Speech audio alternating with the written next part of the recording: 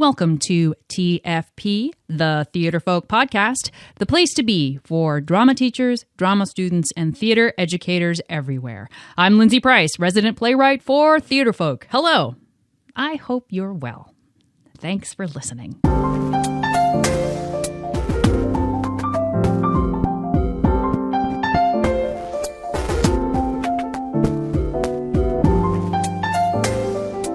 This is episode 149. You can find... Ooh, I really hit that 9, didn't I?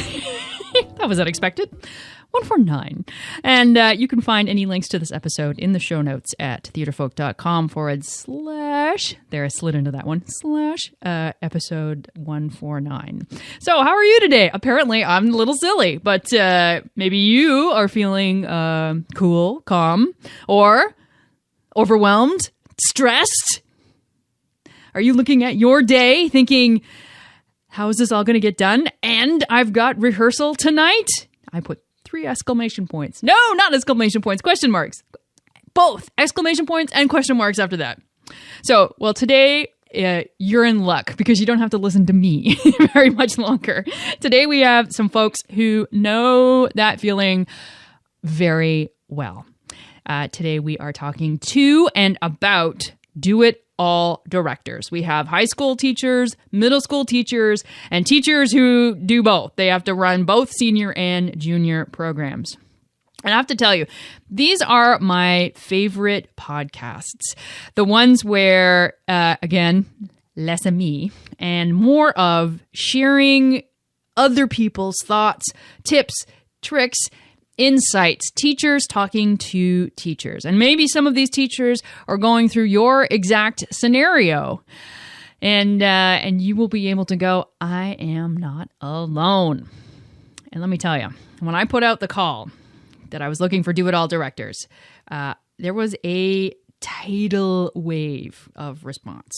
So pull up a chair and listen to what our guests have to say about their experience and how they handle their do-it-all situation. I'm going to give you a hint. It's all about the students. Isn't it always? All right, let's get to it. Okay, I am talking to Connie Voice. Hello, Connie. Hello. Where in the world are you? I am in Huntsville, Alabama, just south of Nashville. Awesome. And what makes you a do-it-all director?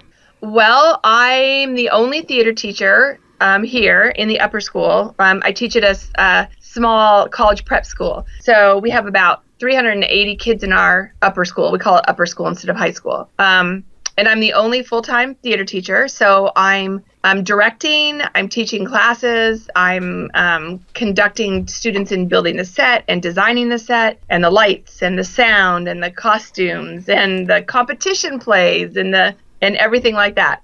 So what strategies do you have when everything is sort of coming at you all at once in terms of doing it all? That would be what has just happened in the past few weeks. What's that?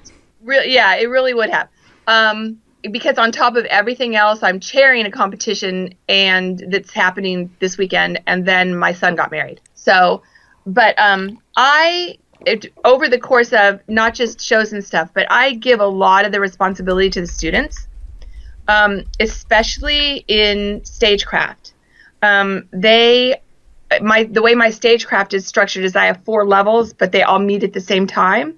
So as you continue on into those levels, you learn more and more, and you become crew chiefs and tech directors and things like that. So when we get ready to move our show onto the stage from the shop, those kids each have a specific task to do, and they've kind of come up in the ranks, and so they've like earned that responsibility, and they're very competent, very hardworking, and very talented. And so, they obviously, we have meetings and we converse about a theme and our goals, but I do leave the majority of it up to them.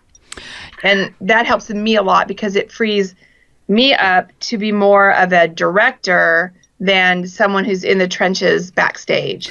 Well, and that it must be really it must be a sort of a blessing and a curse to have 4 levels all at the same time, just because you have to come up with 4 different things. But then also the older students can model behavior for the younger students when it comes to stagecraft. That's exactly what happens. Stagecraft 2 students will take a couple of freshmen or new students, and they actually help train. They actually help do the safety training, the older kids. But they'll take them and work in small groups, and as they gain more experience, their responsibility grows with, what they can handle. At first, it might be taking a group of students just to build a platform, and then it might be building an actual structure on that platform. So it does, as you get older, your responsibility gets greater, and your leadership skills also grow. So that helps. If it wasn't for that system, I think I would be like a wreck. I don't think we would be able to be where we are in producing the kinds of works that we do. How long did it take you to put this into motion like that? It's probably been 8 years or 9 years that we've been structured. I'm trying to remember. It's been at least 7 or 8 years that I've structured it this way. So at this point, it's a fairly well-oiled machine with the kids. When they're freshmen and they come in, if they have an interest and they stay in the program for 4 years, they readily learn what will be expected of them as they get older. Well, and I think that's important to note for anybody who's listening who's sort of at the beginning of their teaching journey, and maybe they're feeling a little bit in the weeds, that it's something that it does take time to set up. If you're going to put students in positions of responsibility like this, it takes a little bit of time. Yes, it does. You can't do it overnight, unless you've walked into a situation where something like that's already been developed. And so it sort of sounds like for your shows, it's your students in your classes who are building a lot of the elements. It is. As far as technically, it's the kids in classes, with a few kids that'll come by if they have a study hall during that period, or we have an additional work day on a Saturday or after school. We might kids who aren't in stagecraft class, but 95% of what's being done is being done by those students in class. Awesome. I think that's an excellent, when people are feeling the struggle, I think that the answer is always right in front of you to use your students and to give them responsibility. And, what a wonderful, teaching moment. It works really well, and by the time they get to be seniors, I actually become more of a mentor than a teacher. That changes depending on what show we're doing and what needs we have and what we need to explore together rather than apart if we're building something unusual. Like last year we did Chitty Chitty Bang Bang, and that was just like unusual thing after unusual thing. So when you're doing, but then again, I relied a lot on my students who are really good in science and physics to be building some of the things that needed to be built in order to do the show. Oh, well, I think that's awesome. Little cross-curricular, too. Yeah, they can teach me, too, so. Hey, you know what? And I think that's an awesome thing to learn, too, is that you don't have to be the expert. You can't be the expert on everything, and that sometimes learning with your students is not a bad thing. Yeah, it's actually to me, it's a very exciting thing when you don't know something and together you look up you research what you're looking for and you find out together. That's just, I don't know, there's something really invigorating to me about that. Oh, that's lovely. Oh, I like that. That just gave me a little chill. Thank you so much, Connie, for sharing your time with us today. You're welcome. Hello, Kelly Brook. Hey, guys. Hi, I am speaking with Kelly Brook Brown. All right, Kelly Brook, tell us what makes you a do-it-all director. Okay, so my job's a little unique because I'm a teaching artist, which means that I contract with different schools. And they contract me because they don't necessarily have theater programs at their schools. So I come in there, we make sure that there's a program, there's a poster, I cast the shows, pick the material, keep up with the budget, make sure that the set gets designed and built and moved in, and that I design the lights, and I sit with the soundboard operator theater, and we plug in sound cues. We sit with the script and make sure that everybody that has a mic is supposed to have a mic. So I get to design sound as well. So there's a lot of elements with my job that we haven't really trained anybody else to do. So we get, in the process of show production, we're also training not just students but other adults how to feel the process. What and I can just imagine the chaos sometimes as you are going into schools without programs. So you're dealing with folks who don't have a background in theater. That's right.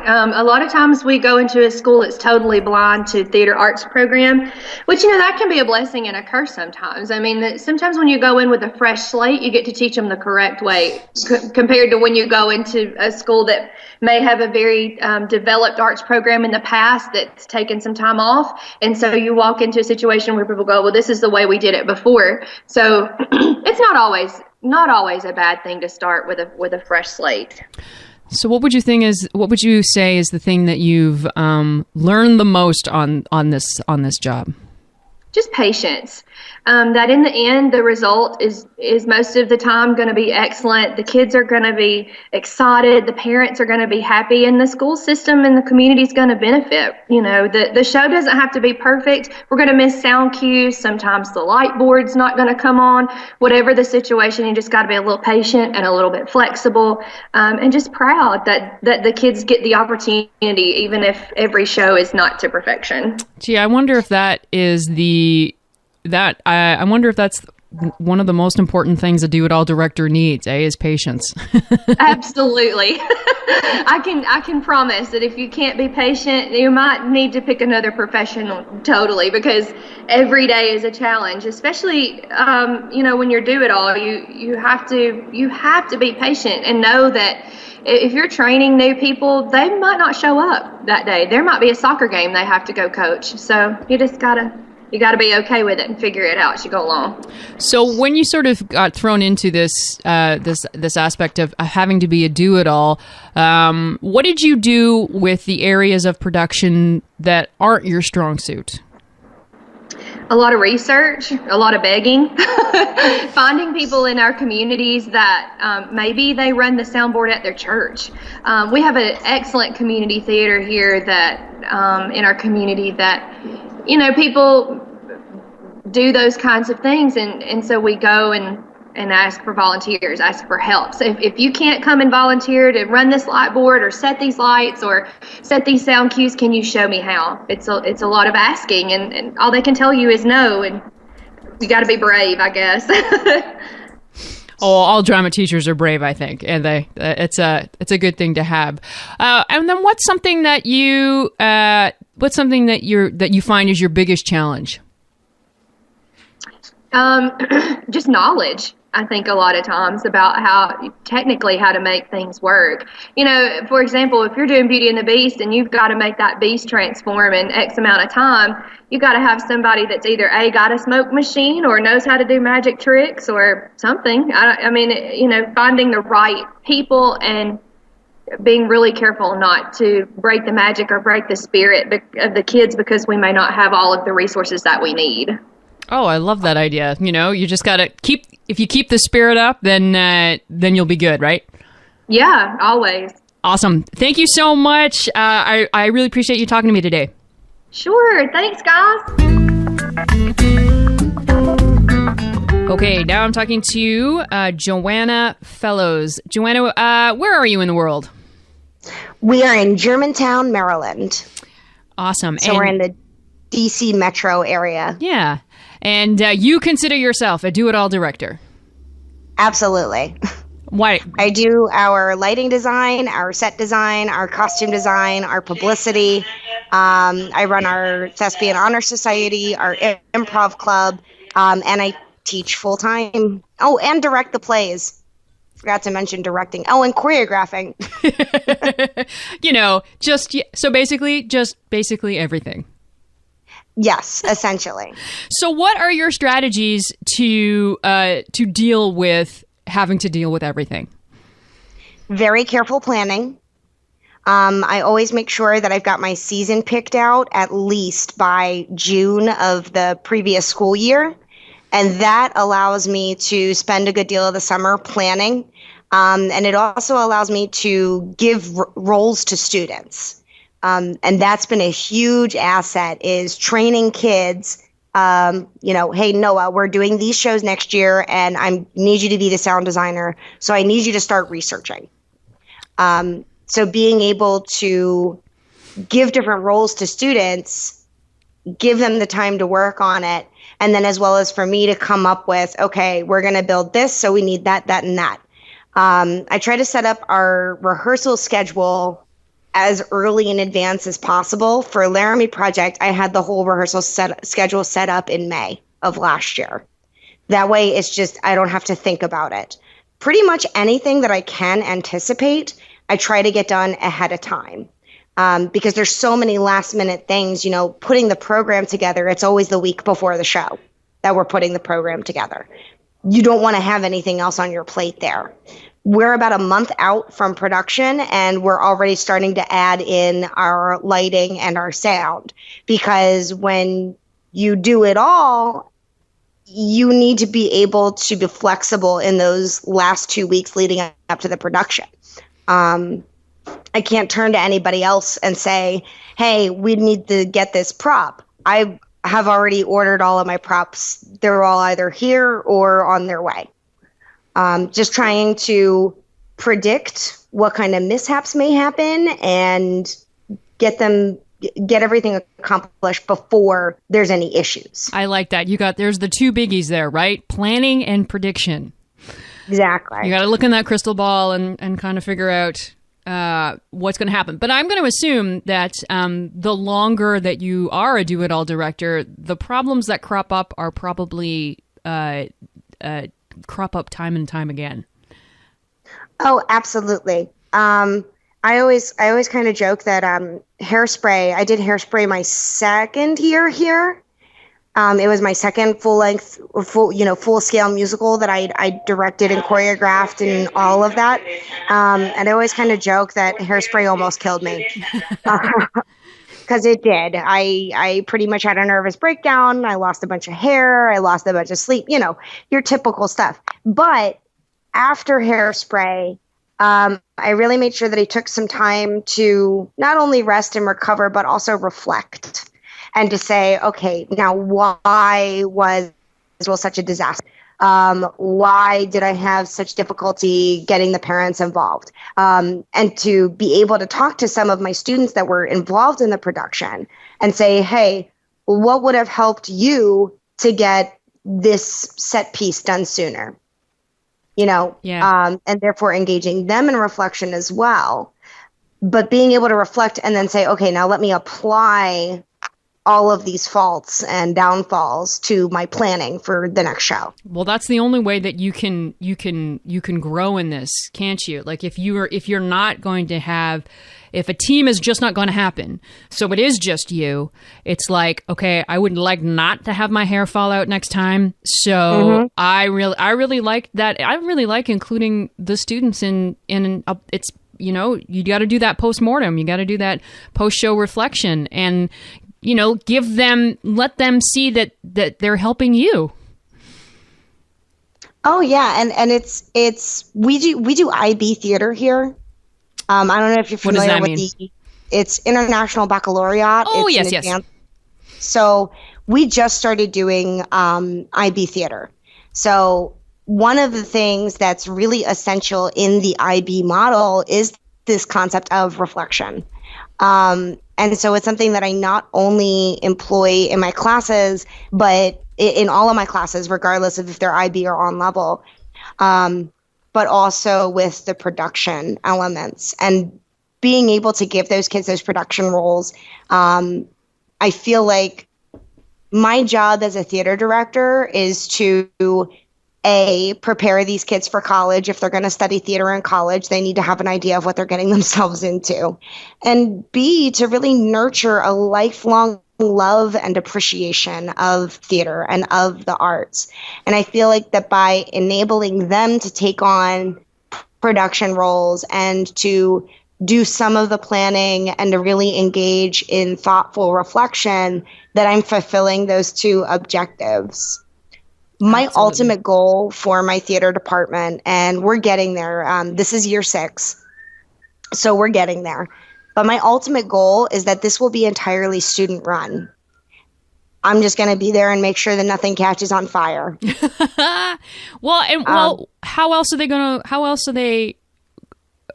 to learn unless they're going to do it themselves? Exactly. I think that's fabulous. I think it's fabulous, and I think that's absolutely the direction to go in, whether you're a do-it-all director or not. I think that having a student run theater program, student run theater show, I think is pretty fantastic, and all the best with it. Oh, and it's been so much less stressful. Those first 2 years, I really thought I was going to lose my mind. Because I was trying to do absolutely everything for them. And they didn't realize how much was going into everything. So they couldn't possibly appreciate it. And they couldn't possibly, go into college or go into community theater and replicate it. And I realized I was doing myself a disservice, but more so I was doing them a disservice. So one of the things I've started to do is take on a student director. Sometimes it's more successful than other times, but like right now, the kid I've got student directing, he is phenomenal. And I can say to him, look, Tuesday and Thursday, you are running rehearsal. I want you to do some Stanislavski and some Adler. And then I want you to run Act 2. And he'll go in and he'll research the exercises and he'll say, okay, we're going to do this Stanislavski and we're going to do this Adler. And then we're going to run Act 2. We're going to do a soap opera run of Act 2 because I feel like that'll really help. Great. Well, and then it puts them in the role of responsibility, and either they're going to do it or they won't. Exactly. Fantastic. That's really great. Joanna, these are some really, I think some really excellent tips, and we're here to let some other do-it-all directors know that they're not alone in this. And I love that, because I felt like such an island until I started meeting other people that were crazy as me. That's what you learn, isn't it? I love the Theatrefolk resources. I used a bunch of the lesson plans within the first 2 weeks of my Theater 1 class this year, and they went over so swimmingly. So, and I'm also on the board of a community theater, and I'm always like sending articles like, check out this on Theatrefolk. We gotta look at this. So I appreciate everything that you guys do as an organization to really support us crazy theater people. Well, we think you guys do a fantastic job. So that's what we're here for. And thank you for doing what you do. Oh, thank you, Lindsay. Hello, I am talking to Lee Marshall. Hello, Lee. Hello, Lindsay. How are you today? I am great. I am finished teaching for today. That's good, and you sound like you're in an excellent mood, which sometimes I know is not the case. We're talking about do-it-all directors. So, what's your story with being a do-it-all director? I feel like I should probably start saying I am a nothing director. It's probably I got kind of thrown into directing 2 years ago, directing the musical at the school when I didn't teach her yet. And then I got the job after directing. So I guess I did an okay job. And I literally knew nothing about directing. I had watched shows be directed. I guess that was all I had. So I had to really kind of learn on my own about it. So, I think my biggest thing was I wanted to do it all at first. I'm like, costumes, set, props, lights. Like, I had no idea what lights went with what or how to turn anything on. I didn't know how to open the curtain. Let's start with that. did not know how to open the curtain. So I think my biggest thing was every year I just have chosen a different thing to major in. And last year it was set design. So I studied a ton of set design, and we did Charlie and the Chocolate Factory, and I really got into kind of the concept and carrying a pattern through on my set, and talked to the kids a lot about that. And so we had some awesome set design last year. And this year I'm like, okay, I'm not really, I'm going to have a set, obviously, but I'm not really majoring on that anymore because I feel like I've kind of learned what I needed to learn from that. So this year I'm really working on the sound. And we're doing Thoroughly Modern Millie. And so I'm really studying up on the sound and trying to hire a guy to actually come and help us with that, because you need that, I realized.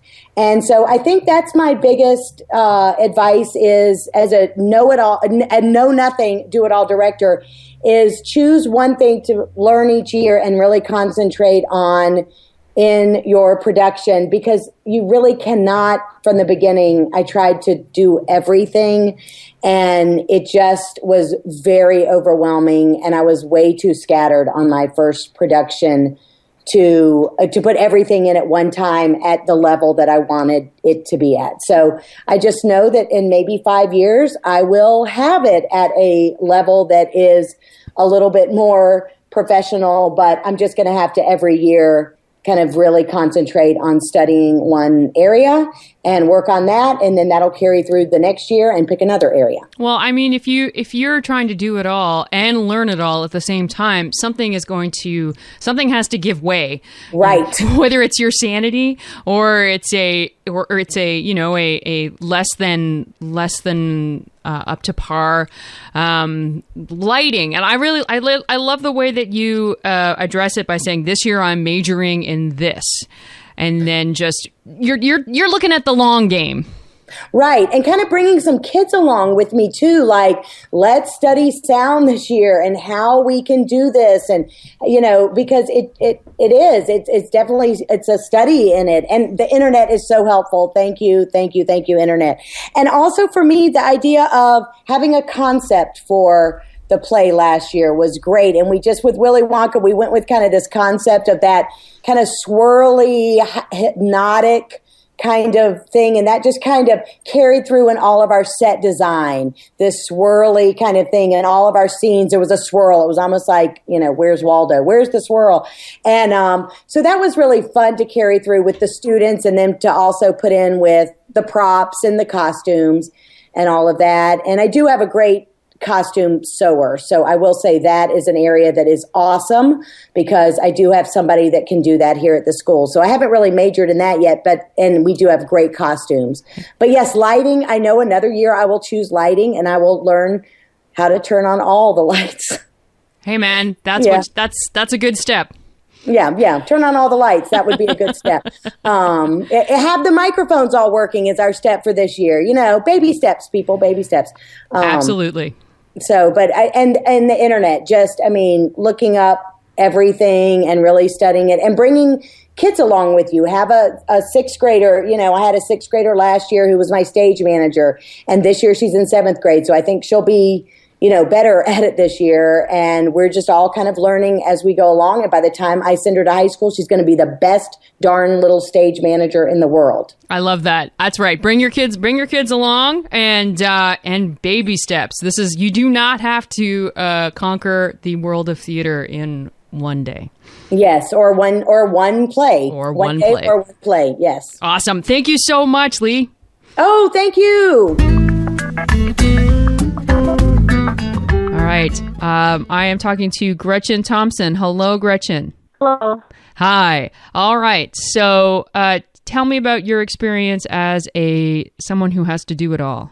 I am the theater department at my school, and I'm also the music department at my school. I direct the plays, sometimes musicals. If we're doing a musical, I direct the pit. And And, I'm the band and choir director as well. So it's very busy, and I'm lucky to have lots of parents that help me and some colleagues that help me, and especially the kids. I do rely on them a lot more than I think most teachers might. So I think that's great. I ask them to be a little bit more mature. And, we run into something, I have to say to them, guys, if you can't help me do this, we can't do this. So I really I put it out there for them, and they really step it up. So I'm pretty lucky. You know what? I think that's really awesome because, first of all, the fact that you're not just a do-it-all director, but you are a do-it-all department in more than one department, just shows how much you have to go it alone.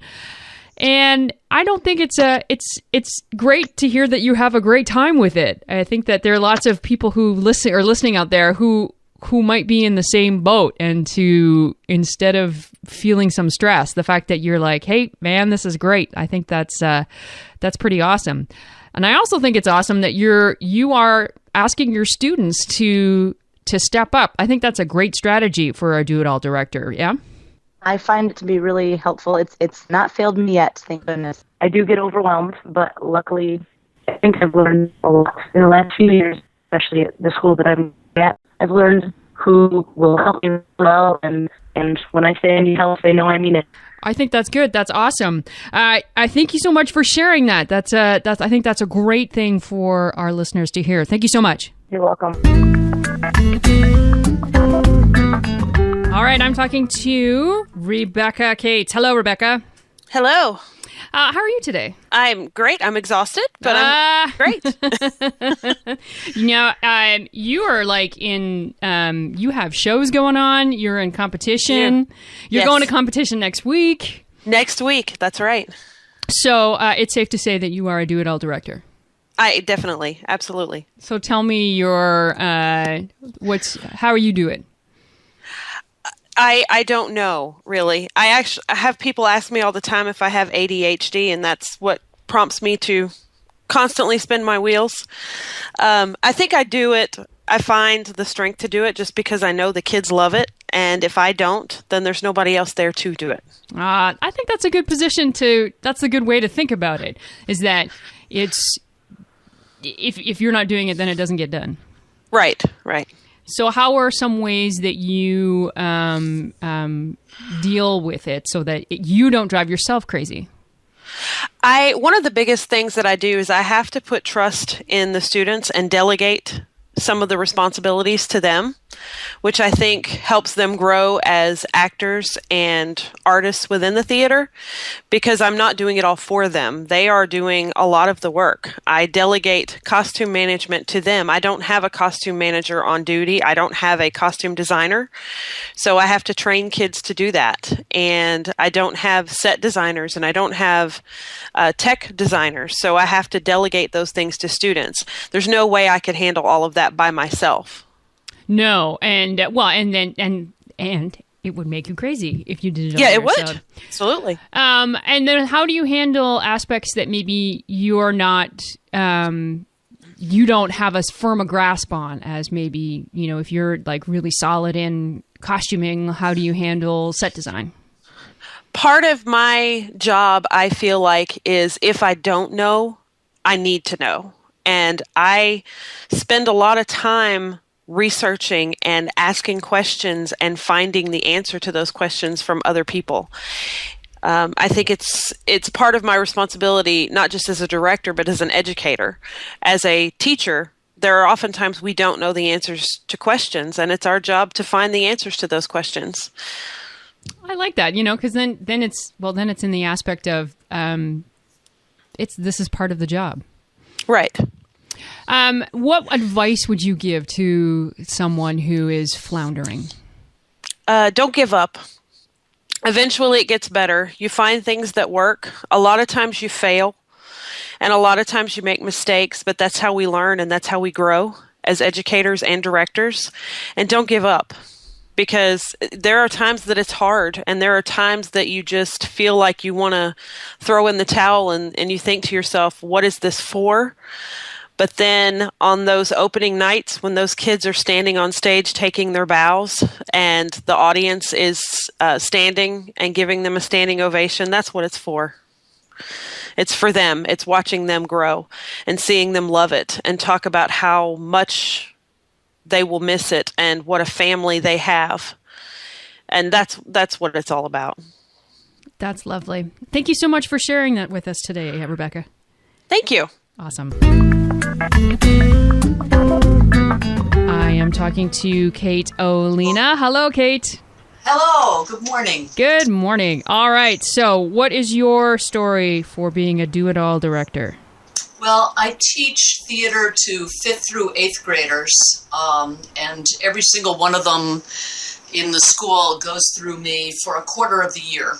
And at the end of the 7 or 8 weeks that I have them, we usually put up some kind of a final project. So 7th graders all do 1 acts, and 8th graders do 2 shows that are a little bit longer than that.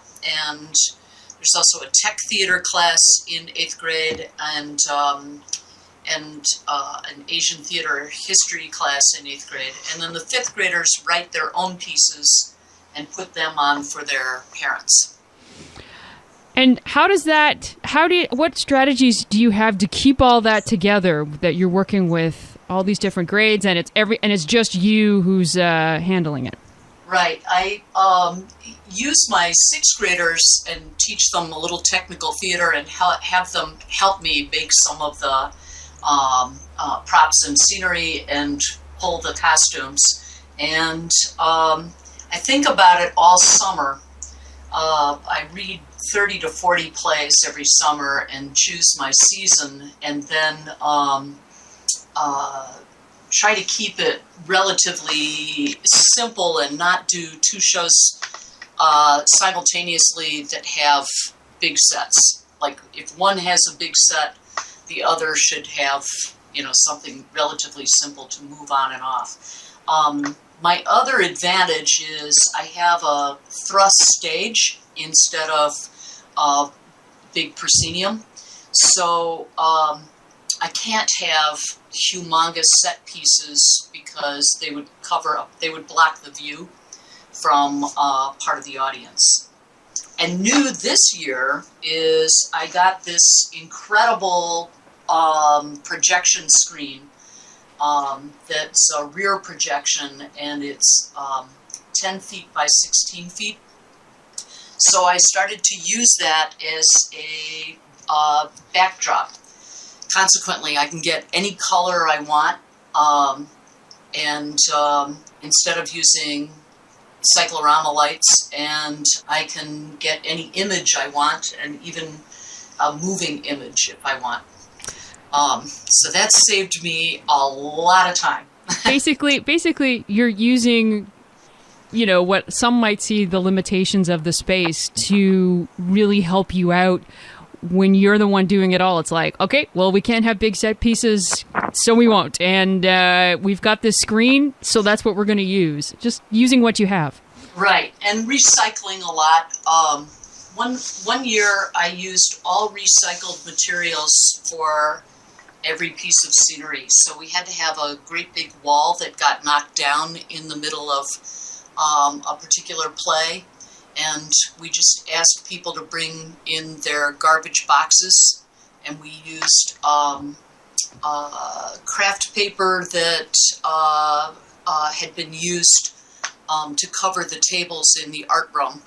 And we covered them all with that, and then we wrote graffiti on them, and so the whole set was this big recycled project. I love that. I think why, that's, again, you're using what you have. And actually, I kind of like the idea of craft paper that's been used in the art room as the base for some set pieces. I think that's actually really ingenious. Yeah, it was really fun because it added a lot of texture and interest to what it was on stage. So how long do you remember, like when you started out, that what would you say was your biggest struggle as a do-it-all director? Learning to sew. To sew costumes was just overwhelming to me. I didn't have any fear of carpentry because I had done it in college backstage. And I knew the rules of heavy spatter to cover up mistakes, so that was great. But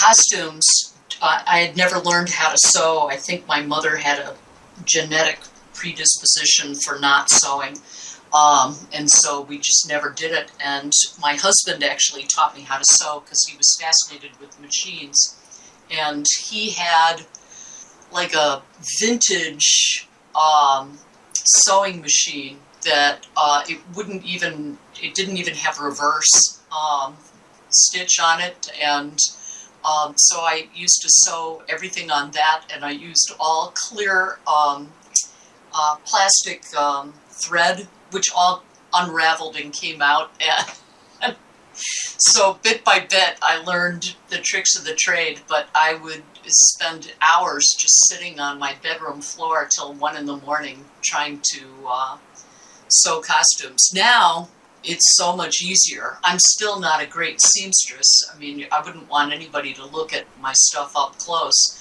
but I get really good-looking fabrics, and I use very simple T shapes and rectangles and that kind of stuff in order to make the costumes. I do a lot of plays that are based on folk tales from other countries, and so the basic shape of kimono is like a T. So if I'm doing a Japanese play, I can just do a T formation for the costumes, and then it's basically the same shape for almost everything. If you want to make a toga, you can do a T. Exactly. Rectangles and T's are like my favorite thing. There you go. There's your straight tip. Stitch. Your tip for the day is when you have to do it yourself, T's and rectangles. That's all you need to learn. But I guess what it comes back to, which is what you're saying, is like, look, make it simple. Don't do plays with too huge sets. Don't make overly complicated costumes. Just keep it simple and that's going to save your life.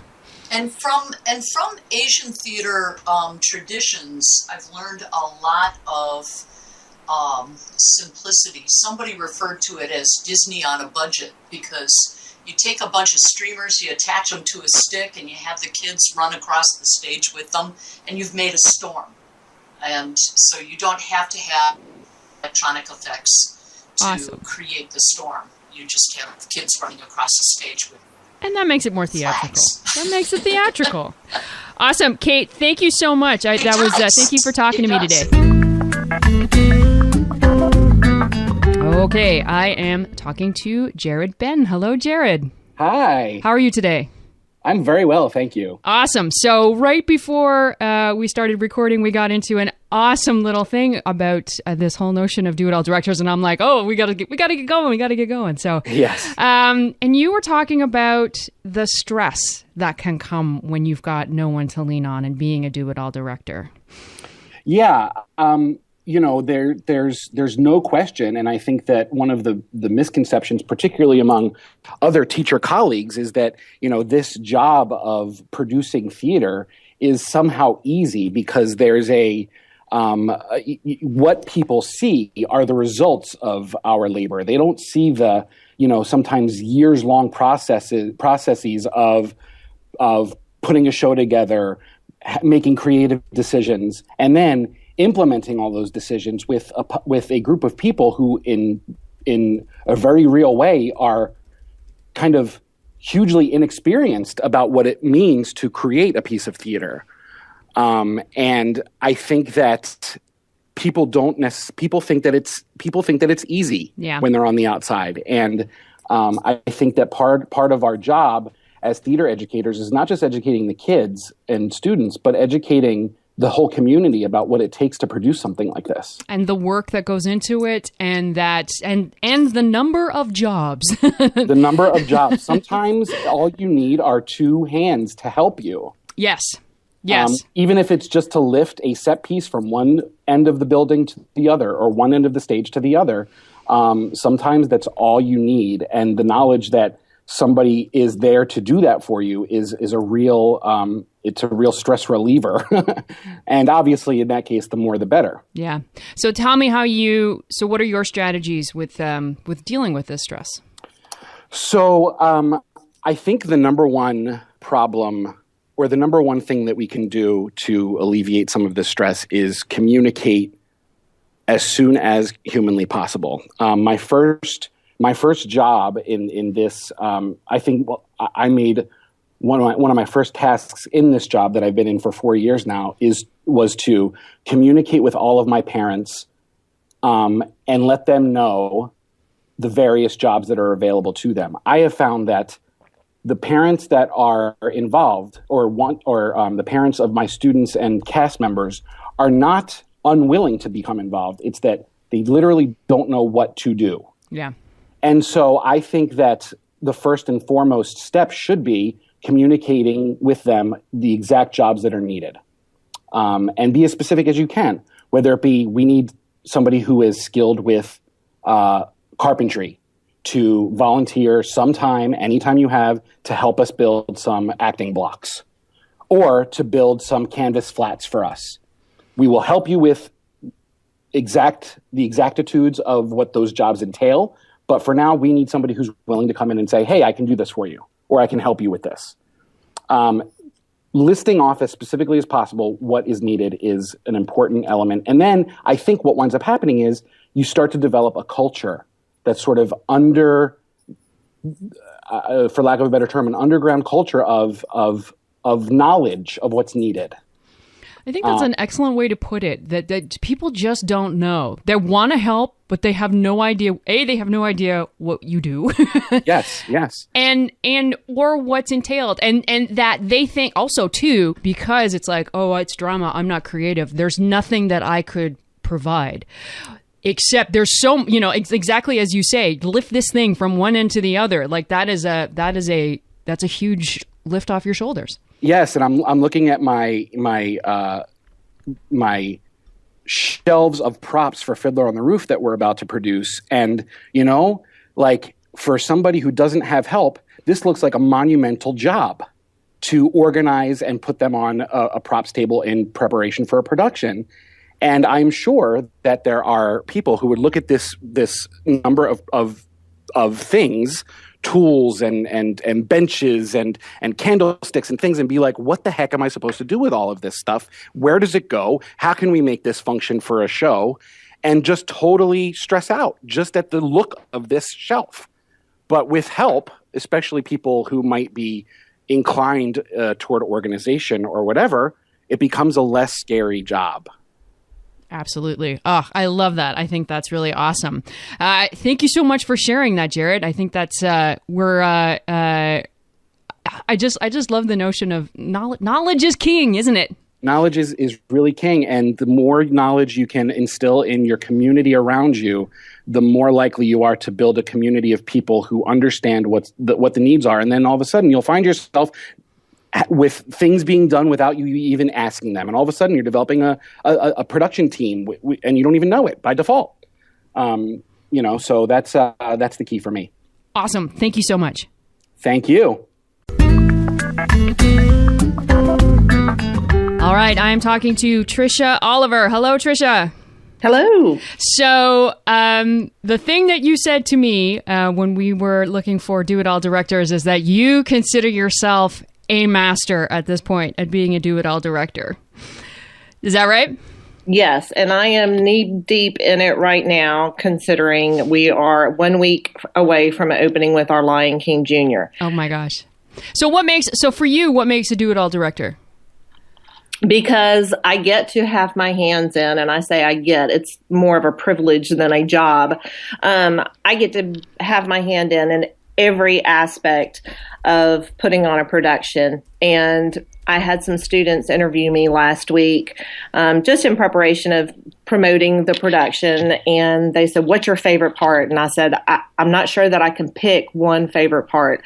I enjoy all aspects. I enjoy designing the costumes and having a say in what the whole big picture looks like. I enjoy creating costumes. I'm actually working on a Rafiki costume right now that I love. Then I also get to have, put my say in and put my hands on the kids' faces and working on the makeup and all the little aspects, the lighting design, the sound design. Of course, with Lion King, the music's already a part of it, so I don't have to design the music for that show, but having that option, all, not just the directing, but to have my hands in all of it. I think that is an amazing thing to say, that you think it's a privilege, because I talk to a lot of directors or high school directors who are just a little bit frazzled by the whole thought of doing it all themselves. So I think I love your attitude. Well, and it may have something. I have an art degree as well, so I'm working on my master's in theater ed, and then I'm also have an art degree. And so for me, that's another outlet for me. That's a release. I get to make this costume. I get to create something that goes on one of the kids on the stage. It's not just about putting on this big show, but really putting this whole big picture together and putting it on the stage. And that's, I guess, the producer, the director, the lighting design, and, all those little aspects. I get to do it all, and it makes me happy. I think that's awesome. So do you, as a do-it-all director, do you use do you lean on, maybe, do you use your students to sort of help get things done? Yes, I do. I have learned over the years to delegate. That was probably a harder concept for me than putting on the show. I will put on a show all day, all night. The concept of letting somebody else do something is more difficult for me because I know what I want it to look like, and I don't always communicate effectively every detail of it that I need to have happen. But I am so thankful now that we are 8 years in to a drama program at the school where I teach. And the first show I got to sit back and actually watch and let the students take care of running the sound and running backstage and doing all of it and allowing the parents to construct. I'll do a prototype and then they'll follow my prototype, and a letting go and allowing the parents to have a part of creating what is on stage. It's in their contract, actually, when they sign up their kids when the kids audition and then they sign their show contract. It's in the contract that the parents actually have to contribute to the production. And that helps take some of that stress of actually getting it all done off of me. But at the same time, I have control as the designer. That is so interesting. That is part of that you're making your show essentially a community effort by saying that parents have to help. Do you get like parents who resist? No. Interesting. No. I have one or two that might have, because of conflicts with work or something, but we try to offer enough different kinds of jobs, like bringing water backstage for the kids. That's not something that requires a whole lot of time, but it's time that somebody has to take to go to the grocery store to buy it and bring it up to the school, make sure it's all iced down. It's not, it's one less thing that I have to do, but it definitely helps out the students and keeps them cool backstage during the run of the production. I think that's really fabulous. Just in terms of, sharing something with our listeners about, okay, if you are a do-it-all director, how do we do this? There's lots of little jobs, aren't there, that you can just say, hey, do this. Right. And, making sure that it's all, my parents, and I laugh about this, my parents have actually kind of worked their way up to being chairman. It's like it's being passed off as their child grows up and gets older and plays a different role in the program. I have like a parent chair who communicates with the other parents what I need so that I don't have to spend my downtime sending out emails and I need this and I need that. We have a volunteer spot that we use for parents to sign up, and that's essentially a template. We always know that we need water backstage. We always know that we need kid wranglers backstage. We always know we need parents that help with costumes and collect them after every show. Our production that opens in a week, we have 47 kids in this production that are 3rd through 7th grade. And so each of them has a costume that needs to be taken care of after each show. So it's super important that we have that kind of organization.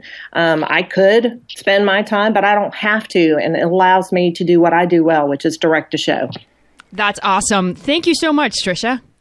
I am so glad to have been a part of this. Thank you so much. Thank you, everyone. I appreciate so much that you guys took the time out of your busy do-it-all lives to talk to me and share your stories. And if you're out there and you're in the same boat, I hope that you got something useful out of our time together, our listening time and our talking time. Before we go, let's do some Theatrefolk news. Okay, so if you are overwhelmed, if you are stressed out, and you're working on 7 things at once, and you might get to a class one day and realize, I do not know what I'm supposed to do with these students today. Or you wake up and you go, oh, hello, insane, cold, migraine, insert here, whatever. I'm not going to school today. Well, it sounds like you need an emergency lesson plan. And it just so happens that we have some emergency lesson plans in a collection entitled, very conveniently, Emergency Lesson Plans. We have 20 of them, perfect for enhancing your drama toolbox to leave with a substitute teacher or liven up things on a rainy day. This is an ebook, so it comes in a PDF format, and you can project the lessons on a smartboard, print and copy the lessons for your class. Check out the show notes for a link, which you can find at theatrefolk.com/149. Finally, where can you find this podcast? We post new episodes every second Tuesday at theatrefolk.com and on our Facebook page and Twitter. You can find us on youtube.com/theatrefolk, and you can find us on the Stitcher app. You can also subscribe to TFP on iTunes. All you have to do is search on the word Theatrefolk. And that's where we're going to end. Take care, my friends. Take care.